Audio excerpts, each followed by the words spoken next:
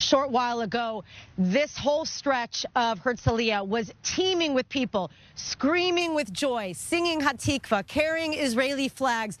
It was really the first time that we've seen people visibly excited and smiling in a long time. And that is because we got to see firsthand, as you're about to see in the video, Maya and Itay Regev returning home to safety here in Herzliya. After spending a few days in the hospital, the brother and sister duo were taken hostage from the Nova Festival. They were then released separately, but they were able to reunite in the most emotional way at Soroka Hospital in Beersheba.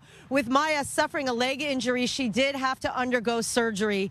But tonight, people were waiting for hours and hours to be able to usher them home, to celebrate their arrival. They even splashed the van with confetti. There were balloons. There were people singing. There were people rejoicing, people of all ages here, just to give them a warm welcome as they are finally able to be where they want to be more than anywhere, which is home with their family. So one reason to celebrate, but we cannot forget there are still 137 hostages that are in Gaza and a lot of upset families that are still looking for answers, having a very hard time getting answers from the war cabinet and government officials.